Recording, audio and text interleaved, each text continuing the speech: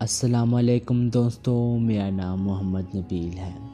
آج کی اس ویڈیو میں آپ کو محمد بن قاسم کے بارے میں بتاؤں گا۔ وہ عرب عظیم سپہ سالار جس نے راجہ طاہر کو شکست دے کر سندھ کو فتح کیا اور بر صغیر میں اسلام کا پرچم بلند کیا۔ بر صغیر میں اسلام سندھ سے ہی پھیلا تھا، اس لیے سندھ کو باب الاسلام کہا جاتا ہے۔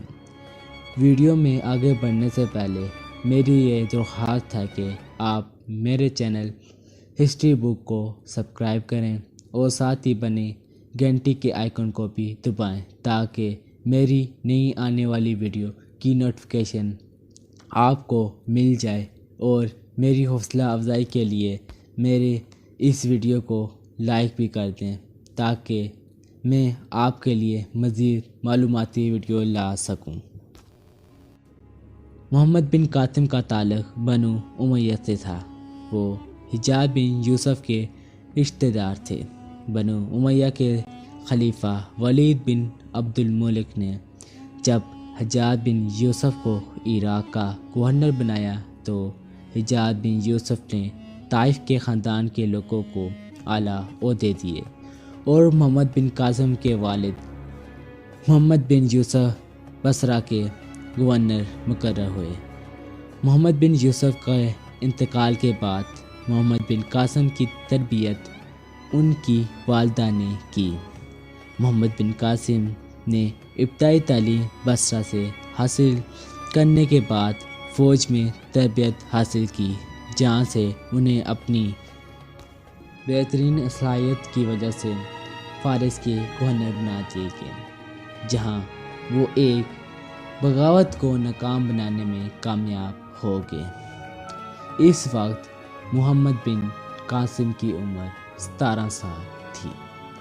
محمد بن قاسم نے اپنی صلاحیتوں سے شیراز جیسے معمولی گاؤں کو خاص شہر بنا دیا اور اپنی ذہانت کا سکہ بٹھایا۔ اس دور میں ایک دفعہ سری لنکا کے حاکم نے کچھ دعائیں بنو امیہ کے خلیفہ کے لیے سمندر کے راستے کشتی کے ذریعے روانہ کیے، جس میں عورتیں اور بچے بھی سوار تھے۔ راجہ طاہر نے لٹوروں کے ساتھ مل کر ان کشتیوں کو لوٹ لیا اور مسلمان عورتوں اور بچوں کو قید کر لیا۔ اس حادثے سے ایک شخص بھاگ کر حجاج بن یوسف کے پاس آیا اور سارا قصہ سنایا۔ حجاج بن یوسف نے راجہ طاہر کو خط لکھا کہ وہ لٹیروں، عورتوں، بچوں کو ان کے حوالے کر دیں، تو اس کے جواب میں راجہ طاہر نے کہا کہ سمندر میں اس کا حکم نہیں چلتا۔ یہ جواب سن کر حجاج بن یوسف نے دیبل پر حملے کرنے کا حکم دیا۔ دیبل پر حملہ کرنے کے لیے حجاج بن یوسف نے فوجی لشکروں کے ساتھ اپنے کچھ تربیت یافتہ سپہ سالار بھی بھیجے، لیکن وہ کامیاب نہ ہو سکے۔ جب دیبل پر حملہ کیا جا رہا تھا تو راجہ طاہر جنوبی سندھ کے مرکز میں موجود تھا۔ اس وقت شمالی سندھ پر راجہ طاہر کے بھائی کی حکمرانی تھی۔ راجہ طاہر کے نجومیوں نے اسے بتایا کہ جو کوئی اس کی بہن سے شادی کرے گا وہ پورے سندھ پر حکمرانی کرے گا۔ اس کے بعد راجہ طاہر نے خود اپنی بہن سے شادی کی، جس پر اس کے بھائی نے راجہ طاہر پر حملہ کیا، لیکن وہ ایک بیماری کی وجہ سے جنگ کے دوران مر گیا۔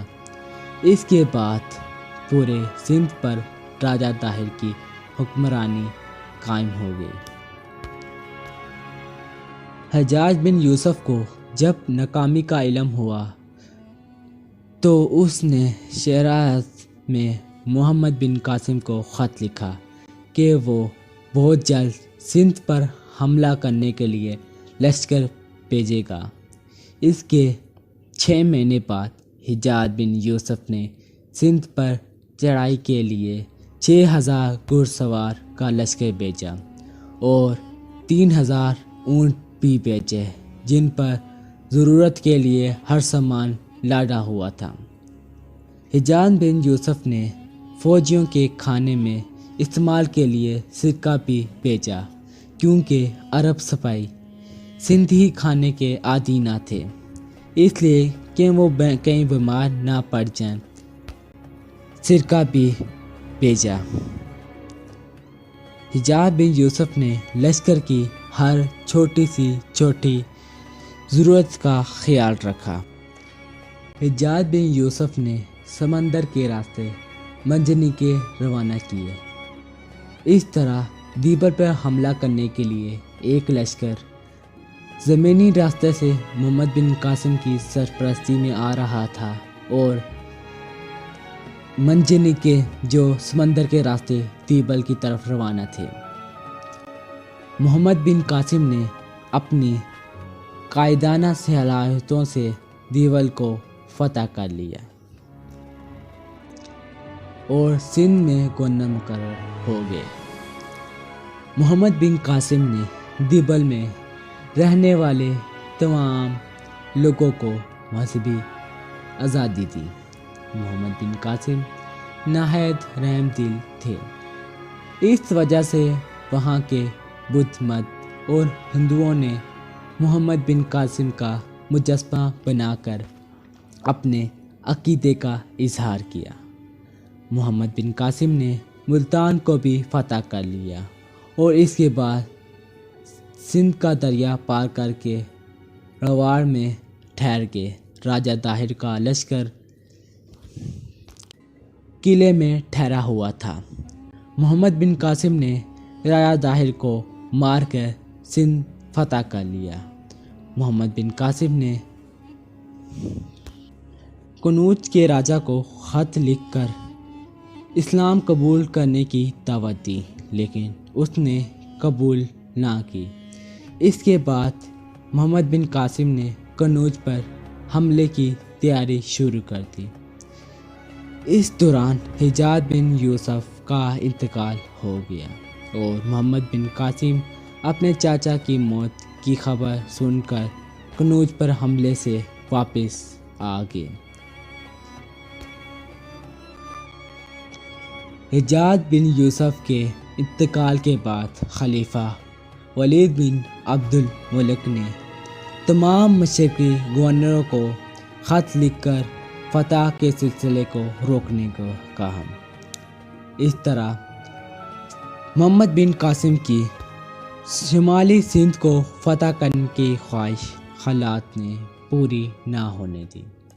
حجاز بن یوسف کے انتقال کے 1 سال بعد خلیفہ ولید بن عبد الملک کا انتقال ہو گیا اور محمد بن قاسم کا زوال شروع ہو گیا، کیونکہ خلیفہ ولید بن عبد الملک کی وفات کے بعد ان کے بھائی سلیمان بن عبد الملک تخت نشین ہوا۔ سلیمان بن عبد الملک حجاز بن یوسف کو پسند نہیں کرتا تھا، لیکن اس کی موت اس کے دور سے پہلے ہوگی، لیکن اس نے محمد بن قاسم سے اس کے رشتہ دار ہونے کی وجہ سے ان کی تمام خدمات کو بلا کر یزید بن ابی قبشہ کو سندھ کا گورنر بنایا اور محمد بن قاسم کو گرفتار کرنے کا حکم دیا۔ جب محمد بن قاسم کی گرفتاری کی خبر ان کے سپاہیوں کو ملی تو وہ محمد بن قاسم سے کہنے لگے کہ ہم آپ کو اپنا امیر جانتے ہیں اور اس کے لیے آپ کے ہاتھ کی بیعت کرتے ہیں، خلیفہ کا ہاتھ آپ تک نہیں پہنچنے دیں گے۔ یہ سچ ہے کہ اگر محمد بن قاسم گرفتاری سے منع کر لیتے تو سندھ کے صحرا کا ایک ذرہ ان کی مدد کے لیے آگے آتا، لیکن محمد بن قاسم نے خلیفہ کے حکم کو قبول کیا اور وہ انہیں گرفتار کر کے دمشق لے گئے۔ اور وہ 7 ماہ بعد قید میں ہی وفات پا گئے۔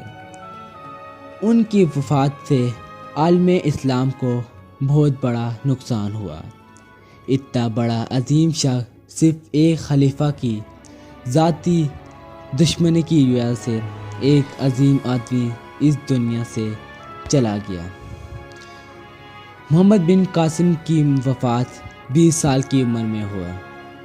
ان کی وفات کے کچھ دنوں بعد یزید بن ابی قبشہ مر گیا اور نئے گورنر کے آنے تک سندھ میں حالات خراب ہو گئے۔ امید ہے کہ آپ کو میری یہ ویڈیو اچھی لگی ہوگی۔ اگر ویڈیو اچھی لگی ہو تو لائک کریں، کمنٹ کریں اور میرے چینل ہسٹری بک کو بھی سبسکرائب کریں۔ میں آپ کو اگلی ویڈیو میں ملتا ہوں، تب تک کے لیے اللہ۔